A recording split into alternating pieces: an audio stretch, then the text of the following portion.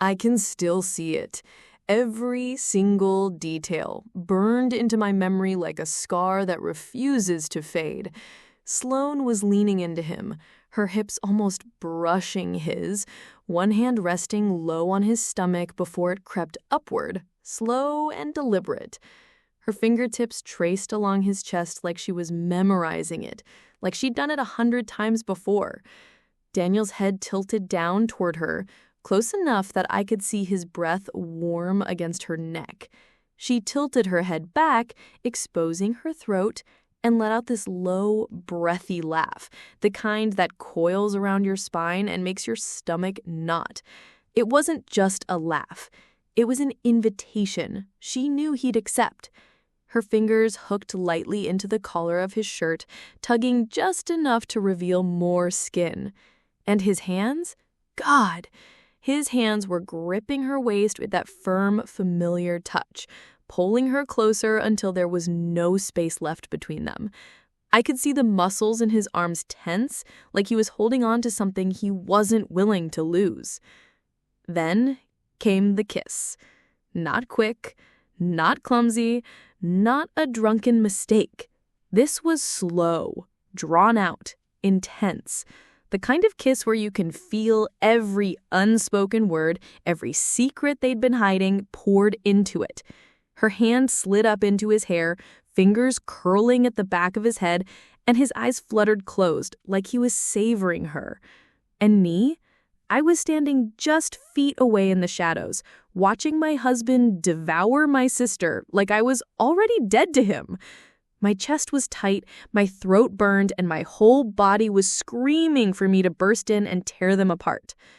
But I didn't move. I didn't make a sound. I let them have their moment, their little performance, their filthy, fragile secret. Because I already knew how this was going to end. I'd let them think they'd gotten away with it. I'd let them relax. And when the time came, they wouldn't see me coming. The longer I played along, the more I realized something dangerous. They thought I was stupid, not just oblivious, stupid. It was in the way Sloane would ask me obvious questions about my own husband, like, "Oh, does Daniel usually like steak rare or medium?" As if she didn't already know. Or the way Daniel would over-explain where he'd been. Too many details, too much fake casualness. You ever have that moment where you realize someone thinks they're playing chess, but they're actually the pawn? That was me. And the more I saw it, the easier it was to keep smiling. I started setting little traps, not big enough to tip them off, just enough to test how far they'd go. Like the day I accidentally left my phone recording on the kitchen counter while I went to the garage. When I came back and played it later, I heard them whispering about me being too busy with work to notice anything. They even laughed. Another time, I told Daniel I'd be home late, then parked my car down the street and walked back quietly. From outside, I saw them in the kitchen, too close, his hand on her lower back, hers lingering on his arm. Not quite incriminating if you're trying to defend it, but enough to make me feel my fingernails dig into my palms. Oh, and Sloane? She started getting bold. Leaving her earrings in the bathroom counter we shared, buying a bottle of Daniel's favorite whiskey, and putting it in her room for special occasions, wearing his hoodie to go get the mail. I let every one of these little acts slide. On the outside. On the inside, I was a surgeon, cutting carefully, making sure every nerve was exposed before I made the final incision. But the universe, it has a way of giving you exactly what you need at the perfect time. It happened on a Friday night. We'd planned a movie night at home, all three of us. Popcorn, wine, the works. I made sure to pour the drinks myself. Sloane sat on one end of the couch, Daniel in the middle, me on the other side. As the movie played, I noticed their hands, inching closer along the back of the couch cushion, just enough to touch fingers. And when I got up to refill the snacks, I caught it in the reflection of the glass cabinet door, her hand sliding over his and his thumb stroking hers. It was so subtle, so carefully hidden, but they didn't realize I'd been watching their reflection the whole time. That night, after they went to bed, I sat alone in the kitchen. Just me, a glass of wine, and the knowledge that I had them exactly where I wanted them. And here's the sick part. I wasn't even angry in that moment. I was calm, cold, like the kind of calm a storm has just before it rips through everything in its path. Because I knew their patterns now, their lies, their signals. I knew when Daniel's late nights actually meant Sloane's car would be missing from the driveway. I knew which perfume she wore when she wanted to get his attention. I even knew the playlist they listened to when they were hanging out. The data was piling up. And with every scrap of evidence, the plan forming in my head got sharper, more precise. But then something happened that almost made me break character. One night, I was in the bathroom brushing my teeth when I heard them laughing in the living room. I don't know what he said, but her reply was crystal clear through the thin wall. She has no idea. I froze, toothbrush in hand. And then she added, if she ever found out, she'd probably just roll over and forgive you. That almost made me walk out there and end it right then. Not the kiss, not the whispers, not the lying, but that. Her saying I'd just roll over and forgive them. I stared at myself in the mirror, toothpaste foaming at the corners of my mouth, and I made a promise not to just catch them, but to humiliate them, to make sure they could never look me or anyone else in the eye the same way again. The next morning, I started buying things. Not for me, not for them, for the plan.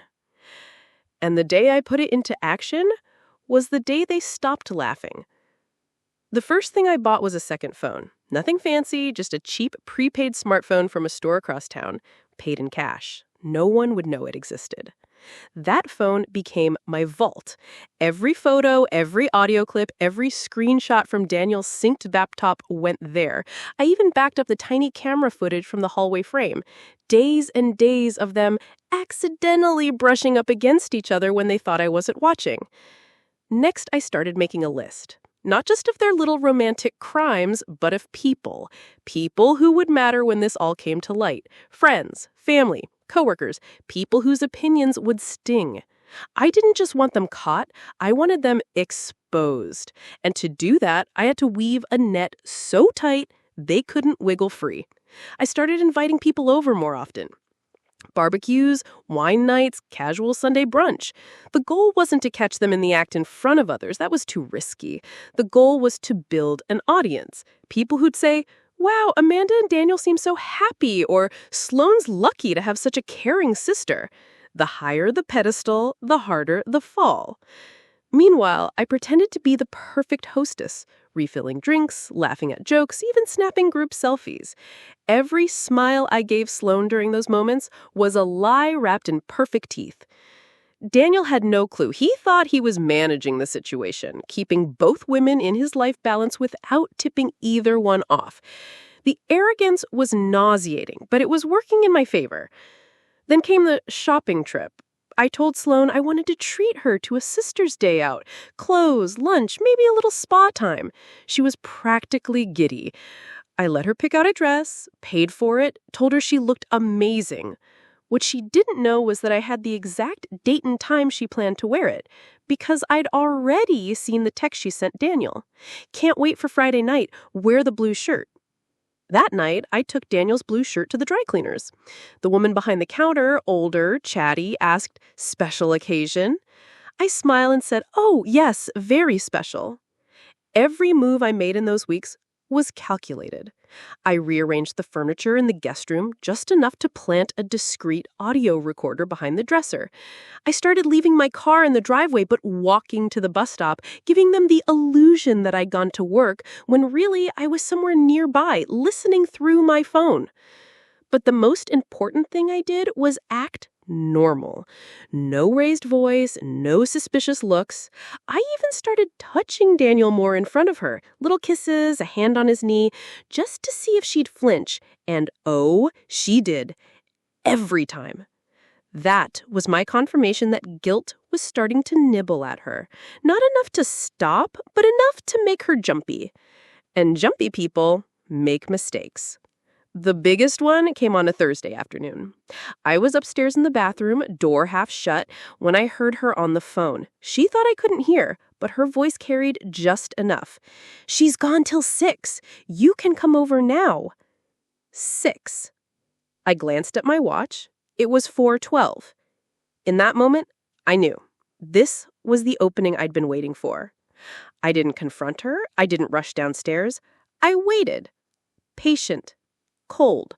Watching the clock. And when Daniel showed up early that day, thinking I wasn't home, well, let's just say I have it all on video. Every touch, every whisper, every laugh. That footage was the crown jewel of my collection, and it would be the thing that turned my quiet little act into a spectacle they'd never recover from. Because I wasn't going to just end the marriage. I was going to make sure the whole damn world saw exactly what kind of people they were. Once I had the footage, the plan shifted from collecting evidence to setting the stage. Because I didn't just want to catch them. I wanted to choreograph their downfall. I started with the invitations. Not obvious ones, just a series of casual get-togethers that seemed innocent on the surface. A Saturday barbecue. A congrats on the new promotion dinner for Daniel. A wine and game night. Each one with a slightly bigger guest list. Family, close friends, a few of Daniel's coworkers, even Sloane's best friend from high school. The goal? Create a habit of everyone gathering in our home, happy and relaxed, so when the big night came, no one would suspect a thing. Meanwhile, I was fine-tuning the guest list for that night. The night. The one they wouldn't forget. It would be a mix of people whose opinions mattered most to them, and whose shock would hit like a sledgehammer. Daniel's boss would be there, so would our mother, and yes, Sloane's ex, the one she swore she never wanted to see again. Every time I saw them together in those last few weeks, it was like watching actors in a play who didn't realize the final act had already been written. They'd brush past each other in the kitchen, share a quick smile when they thought I wasn't looking, and I'd just sip my coffee like I was the world's most clueless wife. What they didn't see was the file on my laptop labeled taxes. Inside it, every damning piece of proof, neatly organized by date and time, ready to be displayed. I even had the tech ready. My new smart TV, the one they thought I splurged on because of a sale, was actually there for one purpose: to stream exactly what I wanted, when I wanted it, to everyone in the room. I'll admit, there were moments I almost felt nervous, not because I doubted myself, but because of how calm I felt about it all. No rage, no heartbreak, just precision. And then came the final move. I picked the date. Daniel's birthday. A night they would never suspect. A night they'd expect love and celebration. I ordered the cake, made the decorations, sent the invites. Everyone RSVP'd yes. In those last days before it happened, Sloane was practically glowing. Daniel was relaxed, smiling more than usual, probably thinking his life was perfectly balanced between his wife and his mistress. They had no idea that every time they kissed, every time they touched, they were just ticking closer to the end. The night before his birthday, I stood in the living room after they had gone to bed, looking at the perfectly set table, the polished glasses, the cake stand waiting on the counter. Tomorrow night, this room would look exactly the same, but the people in it, they would never look at me or each other the same way again. I glanced at the hidden remote in my pocket. One button. That's all it would take. And when I pressed it, the morning of Daniel's birthday, I woke up before him. I lay there for a few minutes, staring at the ceiling, listening to his steady breathing. I wondered if he had any idea. If somewhere deep down his gut was trying to warn him. But when he finally stirred, all I saw was the same man who'd been lying to my face for months. "Morning, babe," he mumbled, kissing my shoulder before heading for the shower. I smiled. "Happy birthday!" All day, I played my role flawlessly. I baked, decorated, texted guests to confirm arrival times. I even made him his favorite breakfast, pancakes with blueberries, and sat at the table laughing at his stories like we were still a happily married couple. Sloane floated in and out of the kitchen, offering to help with things I'd already done.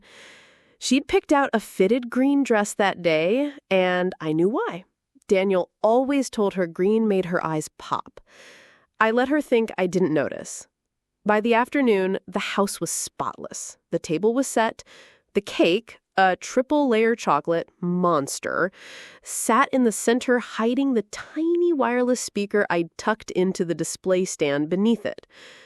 At 6 sharp, the first guests arrived.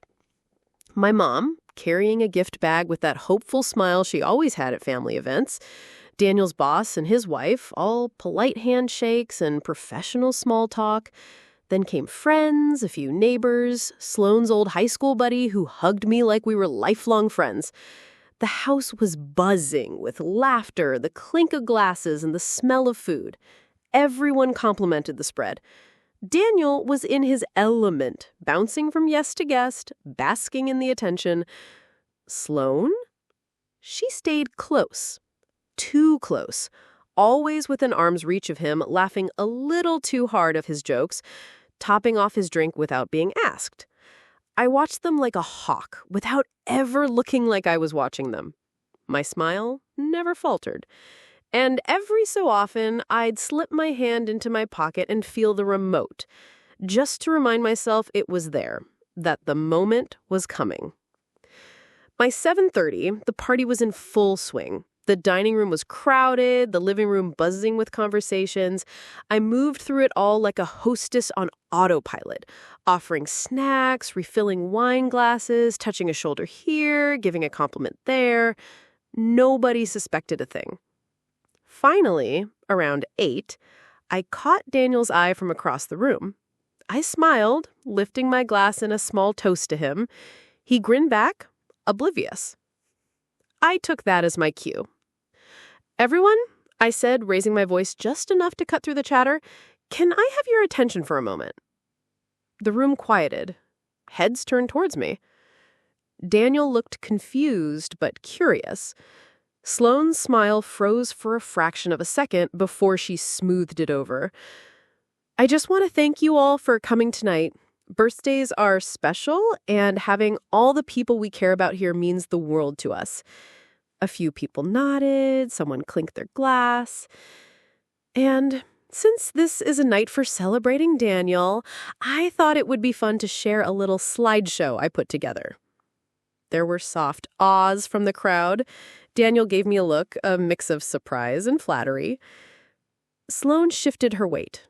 I saw her hands clasp tightly in front of her. I turned to the TV, grabbed the remote from my pocket, and held it lightly in my hand. "Now, these are just some moments from the past year," I said, my thumb resting on the button. "Little snapshots of our life together." The TV flickered to life. The first image popped up, a harmless one. Us at the beach last summer, smiling in the sun. Laughter and comments rippled through the room. The next photo, Daniel blowing out candles at a previous birthday. More smiles. I kept flipping through them, all warm, wholesome, innocent. And then, without breaking my smile, my thumb hovered over the button that would change the whole damn night.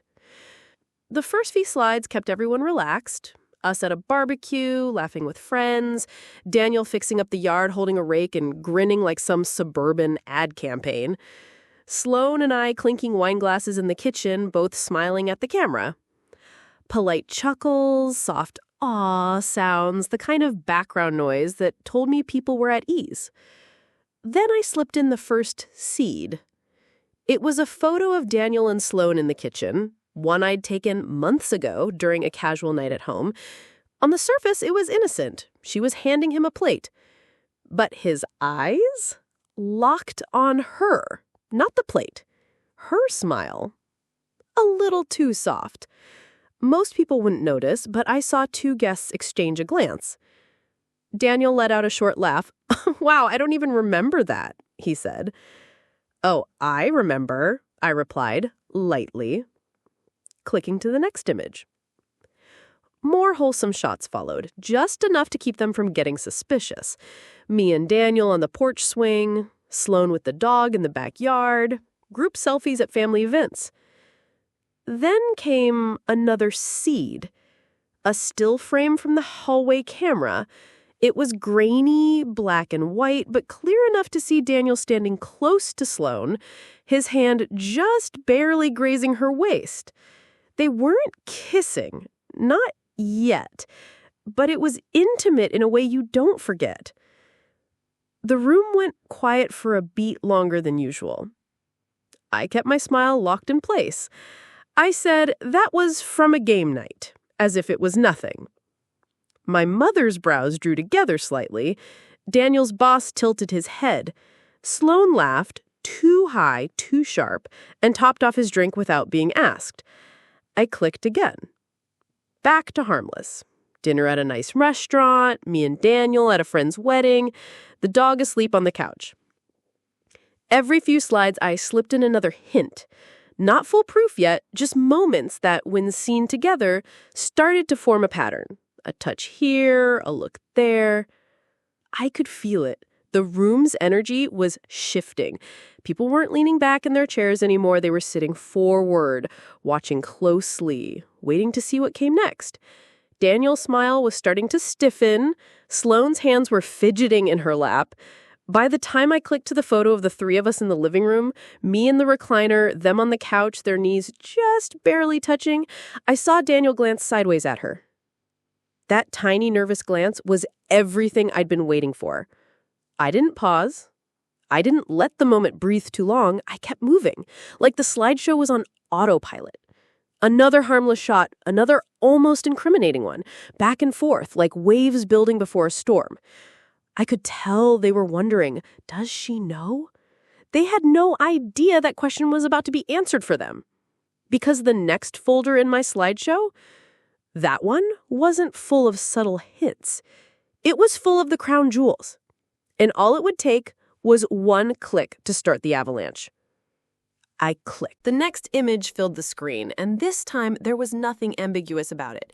It was Sloane and Daniel in the kitchen. Not from a party, not from a group gathering, just them.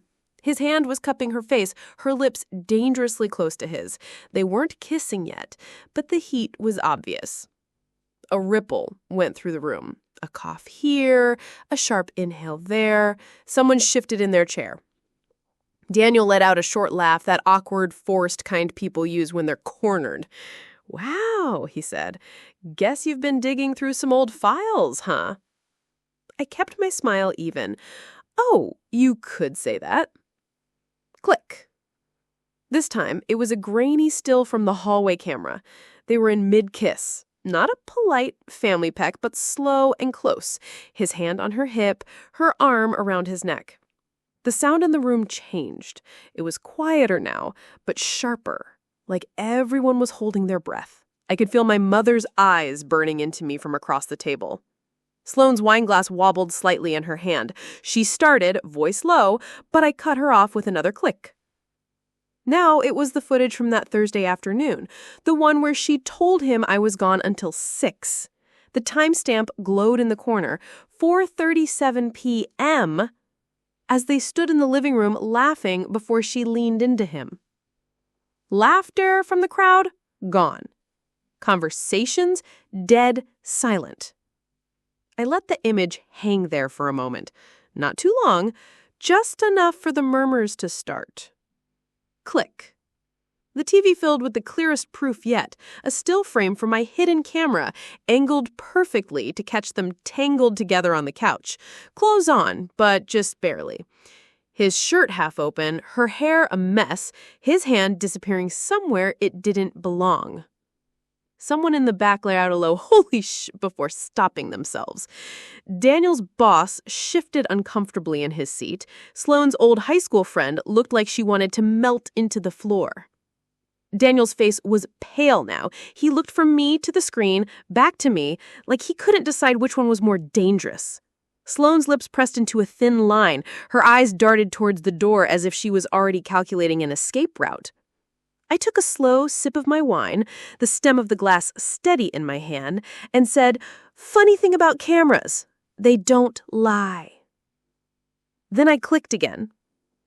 And this time, instead of a still image, the screen came alive with video. The screen flickered, and the frozen frame melted into motion. It started with Daniel walking into the living room, glancing towards the hallway to make sure it was empty, except, of course, it wasn't. Not really. Not with my camera watching from its perfect angle. Sloane appeared a few seconds later, barefoot, wearing one of his t-shirts like it was hers. She smiled at him in a way no sister should ever smile at her sister's husband. The sound from the tiny wireless mic was clear enough for the entire room to hear. "You're early," she teased, her voice soft and playful. "Couldn't wait," he said. A sharp murmur ran through the guests, that low, involuntary noise people make when they realize they're seeing something they shouldn't. On the screen, Daniel stepped closer, brushing a strand of hair from her face. She tilted her head, eyes closing just slightly, and then his lips were on hers. Not a quick kiss, not an accident. This was slow, intimate, the kind of kiss that burns itself into your memory. In the room, I heard my mother suck in a breath. Daniel's boss sat back in his chair, his jaw tightening. Sloane's old high school friend looked like she wanted to melt into the floor. Daniel's face was bright red now, not from embarrassment, but from that mix of panic and anger that comes when you realize you've lost control. Sloane was frozen. Her eyes darted to every guest like she was trying to measure how much damage had already been done. The video kept playing. His hand slid to her waist, pulling her closer. She laughed, that same laugh I'd heard the first night I caught them. And then, clear as day, she said, "Happy early birthday." In the room, someone muttered, "Oh my God," under their breath.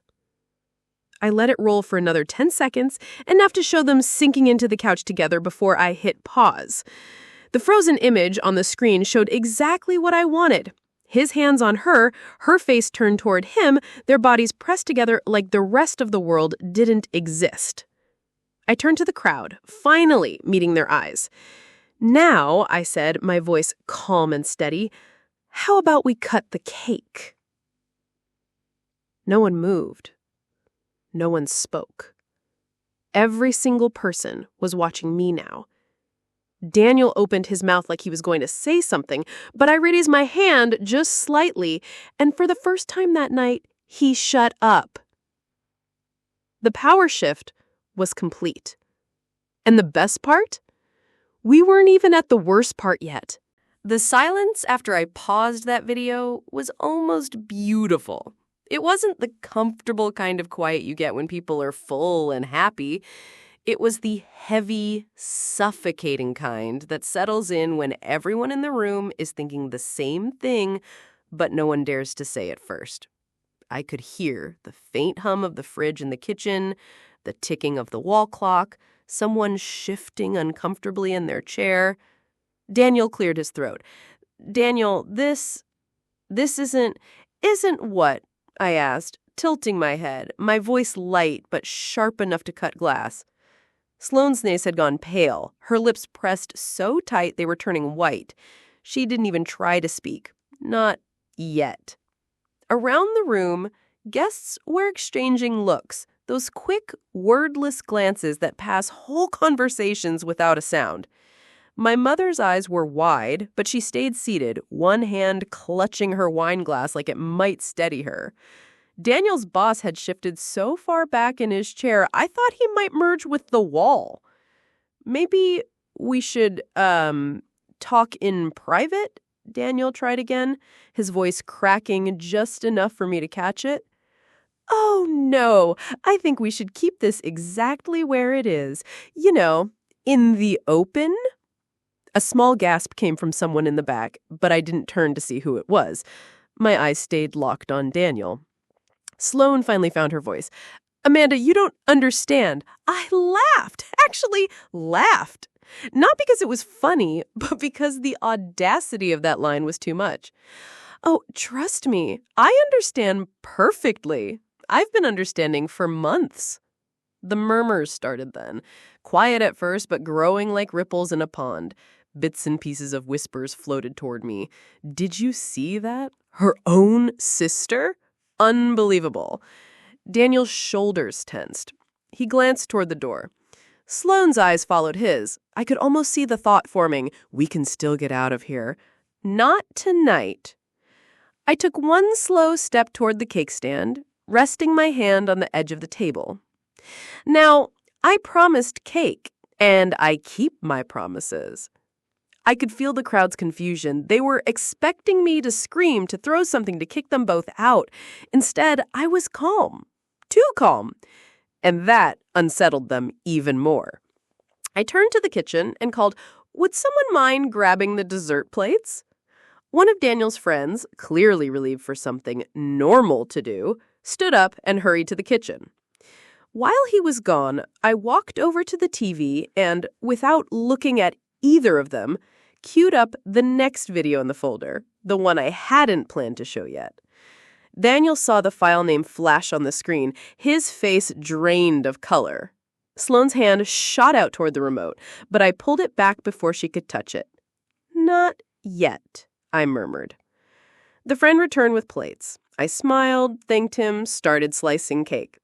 To anyone watching from the outside, it might have looked like the moment had passed, like maybe I just made my point and was moving on. But Daniel and Sloane knew better. And the way their eyes kept flicking toward that pause screen told me they were just waiting for the axe to drop.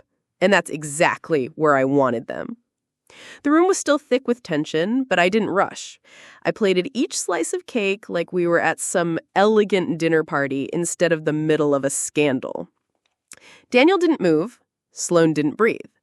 Once every guest had a plate, I walked back to the TV, standing where everyone could see me. I took a slow sip of wine, set the glass down, and said, "You know, I've been told I'm a little sentimental. I like keeping memories." Then I clicked play. The video wasn't graphic, YouTube safe, but damning all the same. Daniel and Sloane sitting on the couch, her leaning into him, his arm around her shoulders. They were laughing about me, about how gullible I was, how she'll never see it coming. In the room, the reaction was immediate. Gasps, a few choice curse words. Someone muttered, "Wow," under their breath. Daniel took a step toward me. "Amanda, turn it off!" I raised a hand. "Don't. You've had your turn. This one's mine."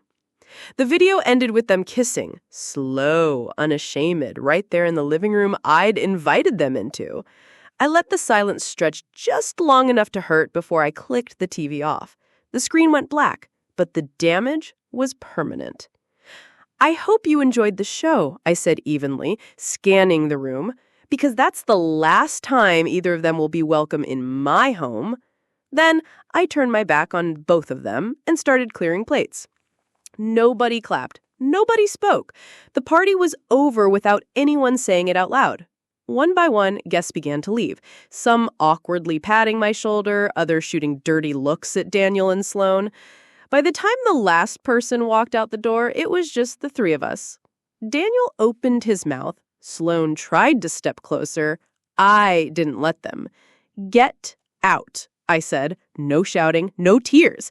Just the kind of voice that leaves no room for argument. And for the first time that night, they both listened.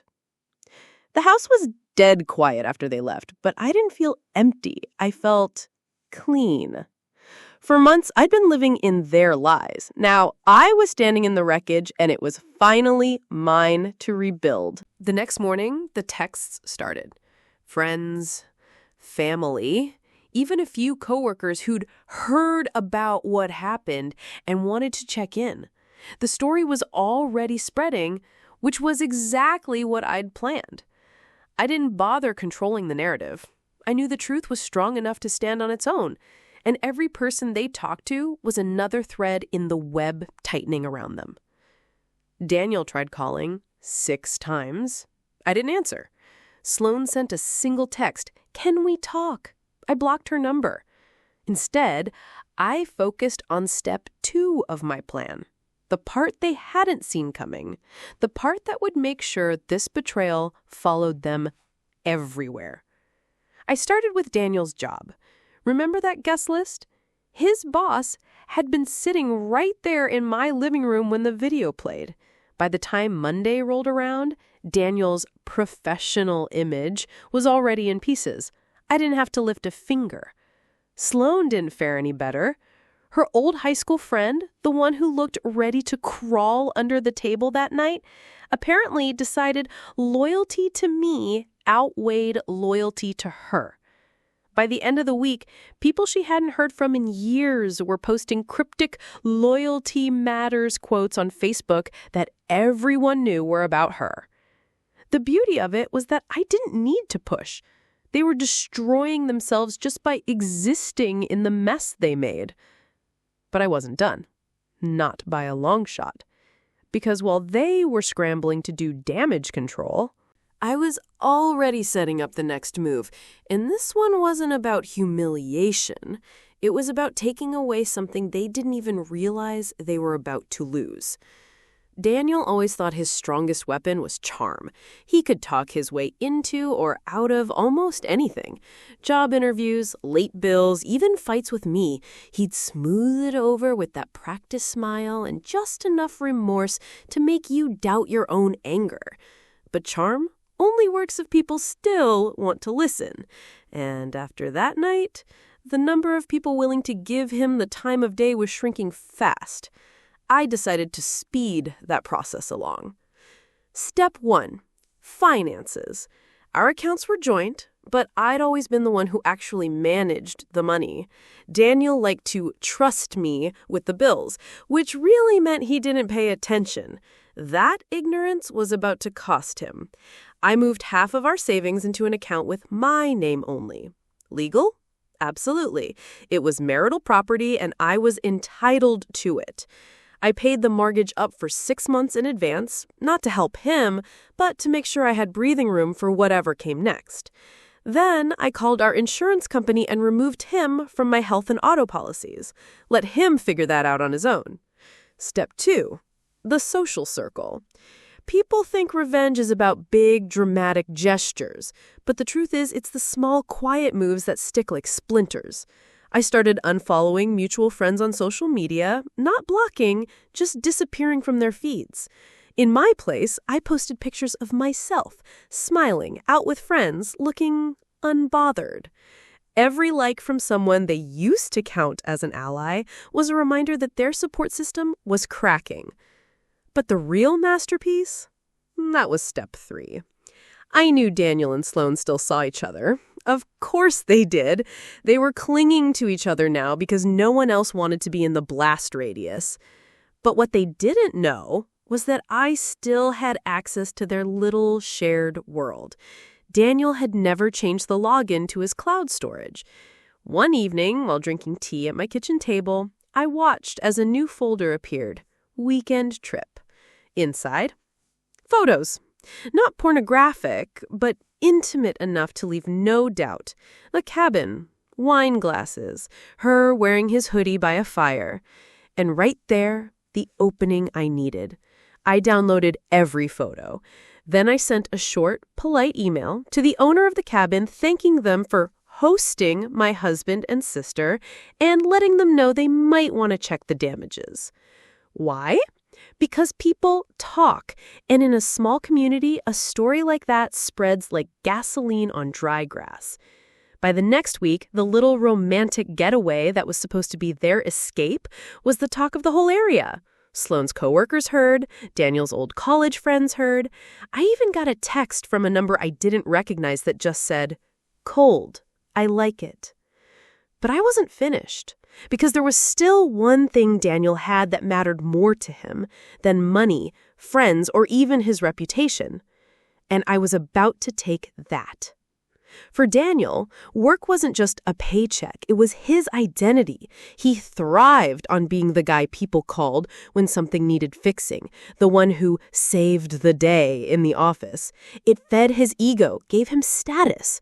So naturally, that's where I aimed next. I didn't have to lie. That was the beauty of it. All I did was package the truth in a way that couldn't be ignored. I spent 2 evenings compiling a neat little PDF, no commentary, no dramatic accusations, just date-stamped screenshots, stills from the videos, and a short summary of events that might affect professional integrity. I sent it anonymously to his HR department and CC'd his boss, the same man who'd sat in my living room during the birthday disaster and watched the first video with his own eyes. I knew HR couldn't directly fire him for cheating, but his job involved client interactions and the company had a reputation to protect. All it would take was one whisper from a big client that they were uncomfortable working with him, and he'd be gone. 2 weeks later, I got a call from a blocked number. I didn't answer, but the voicemail was short and bitter. "Hope you're happy. You ruined my life." Oh, Daniel, we were just getting started. While his career was crumbling, I turned my attention to Sloane. She'd been picking up shifts at a boutique downtown, her big, fresh start after the breakup with her last boyfriend. It wasn't much, but she liked the attention from customers, the chance to play dress-up and feel important. I made sure she lost that too. One quiet afternoon, I printed a few of the same photos from the weekend trip folder, just the ones where she was draped over Daniel in ways no sister should be. I slipped them into an unmarked envelope with a sticky note that read, "Thought you should know what your employee does in her free time." I didn't sign it. I didn't have to. By the end of the week, she was out of the boutique. And because the owner was a talker, the story didn't just stay in that store. It seeped into every shop, coffee house, and nail salon in a 3-block radius. The best part? Neither of them could prove I'd done a thing. And yet I still felt like I hadn't taken enough. Because for all the damage to their reputations, their jobs, their little bubble of comfort, they still had each other.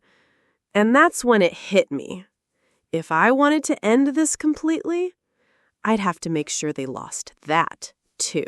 When people get cornered, they cling to whatever's left. For Daniel and Sloane, that meant each other. I knew they were still seeing each other, probably more than before, trauma bonding over the wreckage I'd left behind. But I also knew something else. 2 people who built their relationship on lies will eventually start lying to each other. All they needed was a little push. Step 1 was simple. I created a fake Instagram account. Not catfishing them, nothing that could be traced, just a throwaway account with a believable profile photo and a handful of generic posts. From that account, I started sending Sloane a little messages, compliments, flirty comments, harmless at first, then a bit more direct. I wasn't pretending to be anyone specific, just enough to make it seem like someone out there was interested in her. It didn't take long. She replied once, then twice. Then she liked one of his photos. I didn't need her to cheat. I just needed Daniel to think she might. So I made sure he found out. A week later, I used Daniel's old email password. Yes, he still hadn't changed it, to send those screenshots from the fake account directly to him. No explanation, just a subject line that read, "Thought you should know." That same night, they had a fight. I know because I still had my little audio recorder tucked inside the guest room they used to sneak around in. Muffled voices at first, then louder. Daniel, "So this is why you've been on your phone all the time?" Sloane, "It's nothing. I didn't even..." Daniel, "You didn't what? You didn't encourage it? You didn't like his pictures?" I smiled, listening to the cracks start to spread. Step 2 was even easier. I sent Sloane an anonymous text from a burner number. Ask him who Emily is. There was no Emily, but she didn't know that. And judging by the heated argument I caught on my recorder 2 days later, Daniel didn't take kindly to being accused of something he hadn't done. Ironic, considering. The cracks were getting bigger. And once you can see daylight through them, the whole thing is ready to come down. That's when I planted the final seed. I mailed Sloane a manila envelope with no return address. Inside was a single photo, one I'd taken months ago, of Daniel talking to a female coworker in the parking lot. Perfectly innocent, but cropped, and timed to look like something more.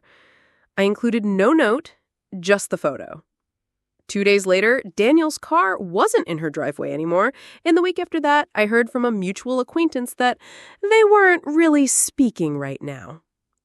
I could have stopped there. I destroyed their reputations, their careers, and now their relationship. But stopping never crossed my mind, because I wasn't aiming for damage. I was aiming for ruin. Once the relationship cracked, I knew it wouldn't take much for it to completely cave in. And when two people stop trusting each other, they start talking, but not to each other. That's where I came in. I didn't have to reach out directly. I just made myself available. I'd accidentally run into people we all knew and let them accidentally mention how sorry they felt for me, how they hoped those two would get what was coming. Word travels. And in a small enough circle, it travels fast. I made sure each of them heard a different version of what I was saying about them. To Sloane's side, "Oh, Amanda says Daniel's already seeing someone else." To Daniel's side, "Oh, Sloane's moving in with another guy." Both lies, both believable, and both poured gasoline on whatever trust they had left. But I wasn't satisfied with them just losing each other. I wanted to strip away the little pockets of comfort they still clung to. For Daniel, it was his gym. It was his temple, his escape. He knew everyone there, and they all knew him. One evening, I printed a few choice stills from my footage, nothing explicit, but compromising enough, and left them in an unmarked envelope in the staff's office with a note, "This man hits on his wife's sister in your locker room." The next time he went, the friendly nods were gone. People looked away. Some didn't look at all. He canceled his membership within the week. For Sloane, it was her little circle of girlfriends, the ones who always made her feel like the victim in every breakup. They were her cheering squad, her emotional crutch. So I made sure they saw her for who she really was. A single group text. A link to one of the videos, the one in which she called me gullible and laughed about it with Daniel. No commentary, just the link. 2 of them blocked her within the hour. Another posted a vague Instagram story about snakes in your inner circle that everyone knew was about her. By the end of the month, they were both alone. No friends, no allies, no one to call when the walls started closing in. And that's when I made my last move, the one I'd been holding back since the beginning. I reached out to our parents. I didn't just tell them what happened.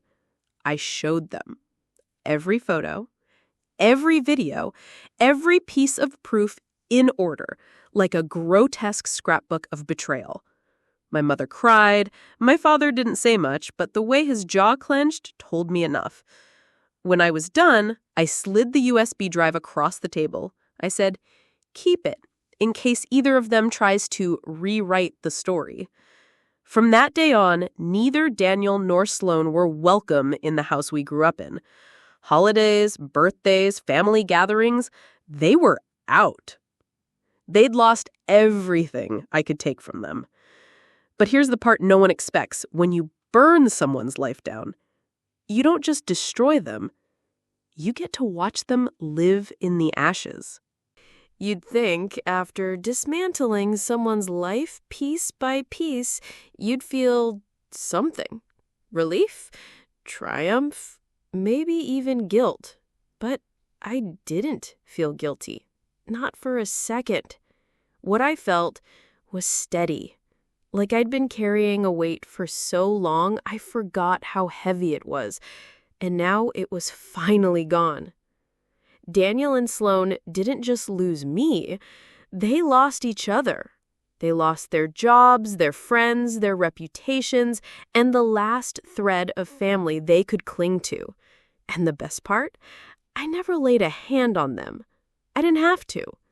The world they'd built on lies collapsed under its own rot.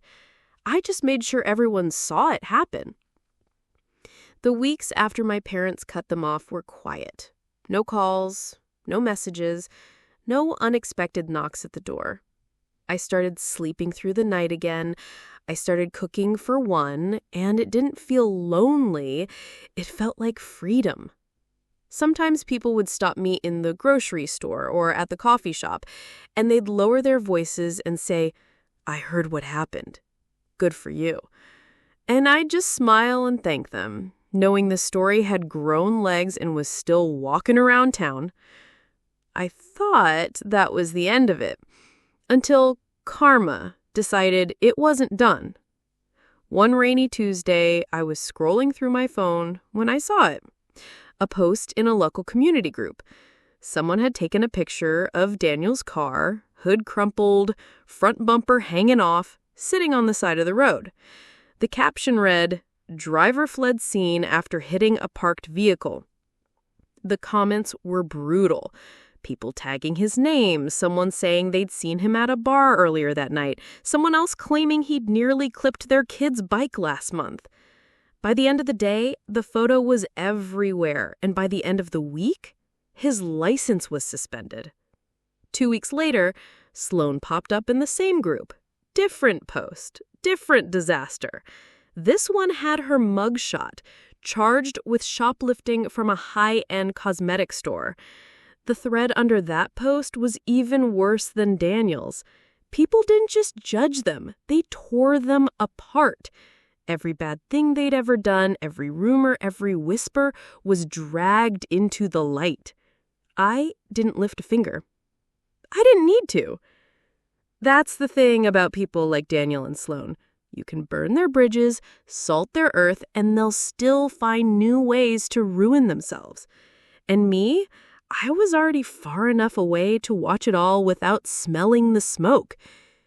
Sometimes, late at night, I think about the moment in my living room when they were so sure I didn't know, when they thought they were untouchable.